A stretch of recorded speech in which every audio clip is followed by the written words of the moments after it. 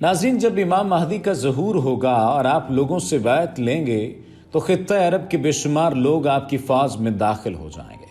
آپ خانہ کعبہ میں دفن خزانے، جس کو رتاج الکعبہ کہا جاتا ہے، نکال کر مسلمانوں میں تقسیم کر دیں گے۔ جب آپ کے خزانے کی تقسیم کی خبر اسلامی دنیا میں پھیلے گی تو خراسان سے ایک شخص بہت بڑی فوج لے کر آپ کی خدمت میں مدد کے لیے حاضر ہوگا۔ اس لشکر کا سب سے آگے والا دستہ منصور نامی شخص کے زیر کمان ہوگا۔ یہ لشکر مکہ مکرمہ پہنچنے سے پہلے راستے میں عیسائیوں اور بے دینوں کا خاتمہ کرتا ہوا آئے گا۔ اس وقت ابو سفیان کی اولاد میں سے ایک شخص، جس کی ننیال قبیلہ بنو کلب میں ہوگی، امام مہدی کے مقابلے کے لیے فوج بھیجے گا۔ جب یہ فوج مدینہ منورہ کے درمیان ایک میدان میں آ کر پہاڑ کے دامن میں مقیم ہوگی تو اسی جگہ اسے زمین میں دھسا دیا جائے گا۔ اس فوج کے صرف 2 افراد زندہ بچیں گے، جن میں سے ایک امام مہدی کو اور دوسرا سفیانی کو خبر دے گا۔ امام مہدی کے لشکر میں جب عرب افواج اکٹھا ہونا شروع ہو جائیں گی تو اس کا سن کر عیسائی چاروں اطراف سے اپنی افواج کو جمع کریں گے۔ یہ فوج شام میں اکٹھی کی جائے گی۔ اس کے ہر جھنڈے کے نیچے 12,000 سپاہی ہوں گے۔ اس وقت میں امام مہدی مکہ سے کوچ کریں گے اور مدینہ منورہ پہنچ کر روضہ رسول کی زیارت کریں گے اور اس کے بعد شام کی طرف روانہ ہوں گے۔ جب آپ دمشق کے قریب پہنچیں گے تو آپ کا عیسائیوں کی فوج سے سامنا ہوگا۔ اس وقت آپ کی فوج کے 3 حصے ہو جائیں گے۔ ان میں سے ایک حصہ وہ ہوگا جو خوفزدہ ہو کر بھاگ جائے گا۔ اللہ تعالیٰ اس گروہ کو کبھی معاف نہیں کرے گا۔ دوسرا گروہ وہ ہوگا جو عیسائیوں سے مقابلہ کرتے ہوئے شہید ہو جائے گا۔ ان شہداء کا درجہ غزوہ بدر اور غزوہ احد کے شہداء کے برابر ہوگا۔ امام مہدی کے لشکر کا تیسرا گروہ وہ ہوگا جو عیسائیوں کا ڈٹ کر مقابلہ کرے گا اور ہمیشہ کے لیے گمراہی اور برے انجام کے اندیشے سے چھٹکارا پالے گا۔ پہلی دن کی جنگ کے بعد دوسرے روز جب امام مہدی عیسائیوں کے مقابلے کے لیے نکلیں گے تو ان کے ساتھ جانے والے مسلمان فتح یا شہادت کا جذبہ لے کر میدان میں اتریں گے۔ یہ تمام مجاہدین جام شہادت نوش کر لیں گے۔ امام مہدی اس کے بعد اپنے ساتھ رہ جانے والے تھوڑے سے افراد کے ساتھ جہاد کی تیاری کریں گے۔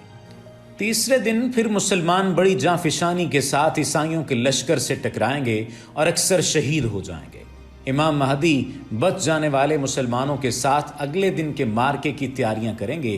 چوتھے روز مسلمان موت یا فتح کی قسم کھا کر میدان میں اتریں گے اور ان کی بڑی جماعت شہید ہو جائے گی۔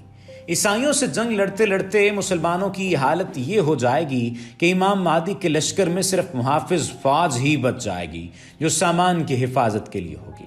ایک دن آپ اسی فوج کے ساتھ میدان میں اتریں گے اور اللہ تعالیٰ انہیں کھلی فتح نصیب کرے گا۔ اس جنگ میں عیسائیوں کا اتنا زیادہ جانی نقصان ہوگا کہ باقی رہ جانے والے عیسائیوں کے دماغ سے حکومت کرنے کی بو بھی جاتی رہے گی اور یہ بے سر و سامان ہو کر بھاگ کھڑے ہوں گے۔ مسلمان ان بھاگنے والے عیسائیوں میں سے بھی اکثر کو قتل کر دیں گے۔ اس فتح کے بعد امام مہدی مجاہدین کو بے انتہا انعامات سے نوازیں گے، لیکن انہیں ذرا بھی خوشی نہیں ہوگی، کیونکہ اس جنگ کی وجہ سے مسلمانوں کے بہت سے قبیلے ایسے ہوں گے جن کا صرف ایک ہی شخص زندہ رہا ہوگا۔ شام میں عیسائیوں کے ساتھ جنگ سے فراغت کے بعد امام مہدی اسلامی شہروں کے انتظام میں مصروف ہو جائیں گے اور اپنی فوج کو چاروں طرف پھیلا دیں گے۔ ان مہمات سے فارغ ہو کر آپ قسطنطنیہ یعنی استنبول کی فوج کے لیے روانہ ہوں گے۔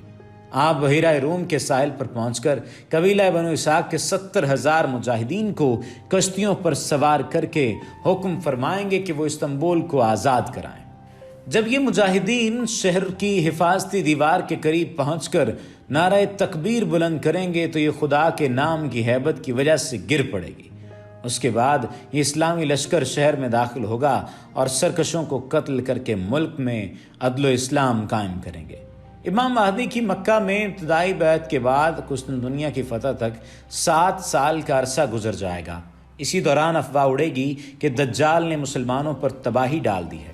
اس خبر کو سنتے ہی امام مہدی ملک شام کی طرف رخ کریں گے۔ آپ شام کی طرف خروج سے پہلے دجال کے ظہور کی خبر کی تصدیق کے لیے ایک وفد روانہ کریں گے۔ یہ وفد 5 یا 9 سواروں پر مشتمل ہوگا۔ ان سواروں کے متعلق رسول اللہ صلی اللہ علیہ وآلہ وسلم نے فرمایا کہ میں ان کے ماں باپ اور قبائل تک کے ناموں کے نام جانتا ہوں اور ان کے گھوڑوں کے رنگ تک جانتا ہوں، اور وہ زمین پر اس وقت سب سے بہتر انسان ہوں گے۔